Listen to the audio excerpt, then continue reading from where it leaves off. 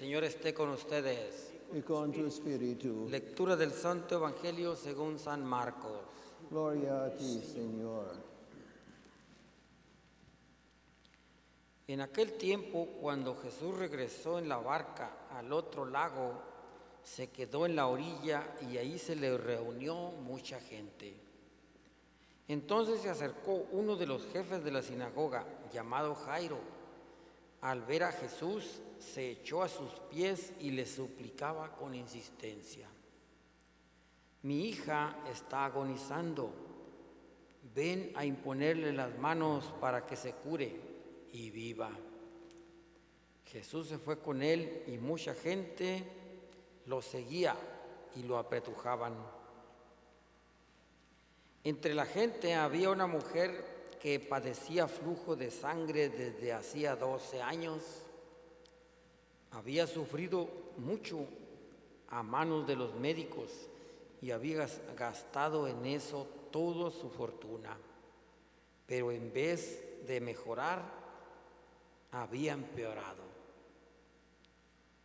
Oyó hablar de Jesús, vino y se le acercó por detrás entre la gente y le tocó el manto, pensando que con solo tocarle el vestido se curaría.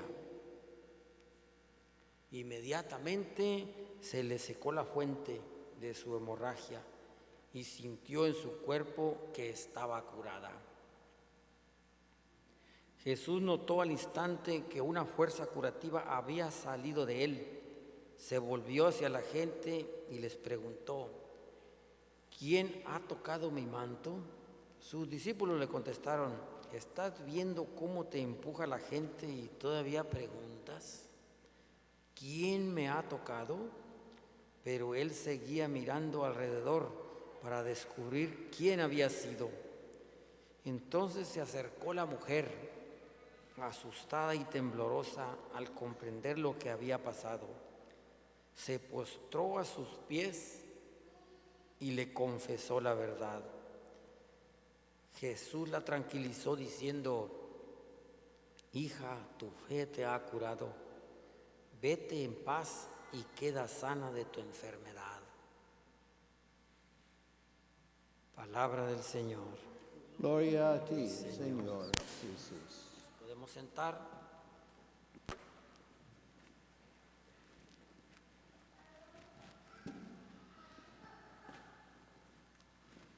En la primera lectura miramos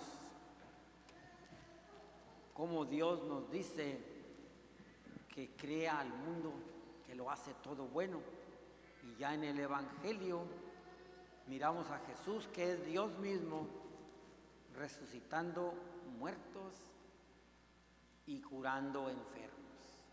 O sea, Jesús, Dios, quiere que nosotros vivamos sanos y en paz. Pero cuando nos habla en la primera lectura, dice que Dios, cuando creó el mundo, lo hizo todo bueno. No había animales ponzoñosos, una víbora no te picaba, un león no te comía, todo estaba perfecto, no existía la muerte, ni la vejez, ni las enfermedades, nada.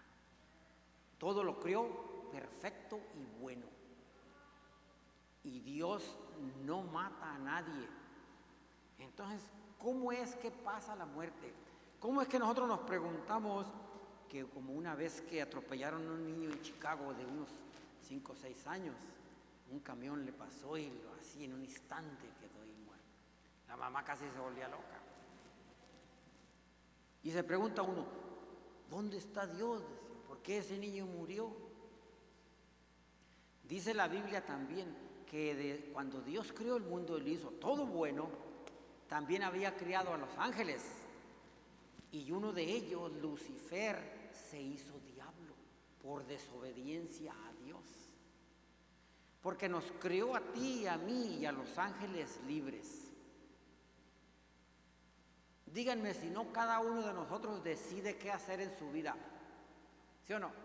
Si tú quieres estudias, si tú quieres eres un borracho, si tú quieres eres un drogadicto, si tú quieres eres un doctor, si tú quieres lo que se te ponga mano, con la ayuda de Dios y esfuerzo, lo haces.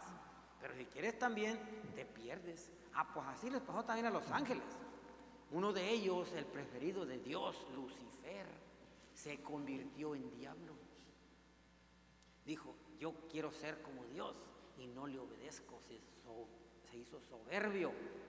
Y entonces metió la cola al mundo y lo dañó todo. Hizo que las víboras picaran, que los animales se comieran unos a otros y que nosotros necesitáramos matar también animales para comer. Y que nos robáramos y nos matáramos unos a otros y hiciéramos guerras entre todos unos con otros. ¿Está así el mundo o no? Porque el diablo metió la cola para dañar. Por eso cuando una persona muere, por supuesto que todo está en control de Dios. Pero entonces Dios solamente le permite al enemigo hacer las cosas. Y el enemigo hace las cosas. Contribuye para que tú y yo muéramos. Y sin embargo Dios hizo un plan grandioso. Vino Jesucristo y murió por ti y por mí para después de morir llevarnos a la resurrección. Al plan original de Dios. De que todos fuéramos perfectos y tuviéramos la vida eterna. No más que ahora Jesús, Dios, dijo, yo quiero que cada uno de ustedes decida si quiere venir a mí sí o no. Que cada uno tenga su identidad propia y sus decisiones. ¿Me entiendes? Por eso, cada uno de nosotros decide si viene a la iglesia, decide si no viene, decide si endereza el camino, con la ayuda de Dios, claro. Pero Dios no quiere títeres. ¿Saben cuáles son los títeres esos que con unos hilitos les jalas y los mueven para donde quieren? No, Dios no hace eso con nosotros.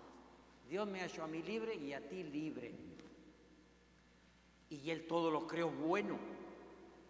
Y Él no quiere el mal para nosotros. Miramos en el Evangelio que Jesús, siendo Dios, viene y resucita a una mujer. Y también sana a una mujer. Porque Dios quiere la sanación para ti, para mí, la salvación y la vida. Ese es el plan de Él. Por eso tú y yo tenemos que pasar por el trago amargo de la muerte, sí. Porque ya el enemigo metió la cola. Entonces ahora Jesús nos habla a que tú y yo nos entreguemos a Él. Y digamos, yo tomo la decisión de seguirte, Señor. Yo hablaba con los presos hoy en la mañana en la cárcel y les dije, es que uno decide qué hacer, ¿sí o no? No. ¿Quién los forzó a ustedes a hacer lo que hicieron para que estén aquí? No, pues nosotros lo hicimos de voluntad. ¿Ve? ¿Y quién es el primer dañado en todo esto? No, pues yo y luego mi familia, para que vean. Entonces, ustedes deciden qué hacer. Sí. ¿Cuál es el plan ahora? No, pues saliendo de aquí, cambiar nuestra manera de vivir. El primer paso que tienen que hacer, le dije yo, acercarse a la iglesia para que Dios los pastoree y les ayude en su vida nueva. Y así es de nosotros. Tú y yo, la única forma de que tú y yo cambiemos a la forma de Cristo es viniendo a su iglesia. Solo nosotros en la casa somos puro pecado, puros malos pensamientos. Y si está uno de ocioso, peor se le ocurren tonteras. Entonces, para que tú y yo caminemos hacia Cristo y hacia la vida eterna, es necesario escuchar su palabra y mirar qué Dios nos dice.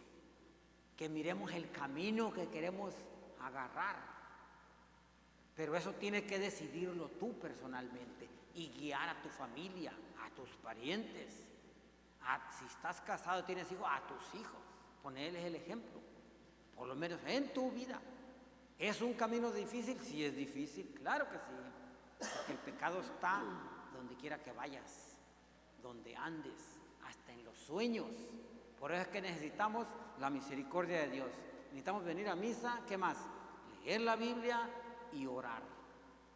Y practicar la justicia que está a tu alcance. Y practicar que tú compartas con alguien lo que Dios te da también. Ese es el camino de Dios. Y el camino que nos lleva a la salvación. Pero dice el Señor que el que tienes que decidir soy yo y tú. Él llega y toca la puerta, y el que decide si le abre o no somos tú y yo.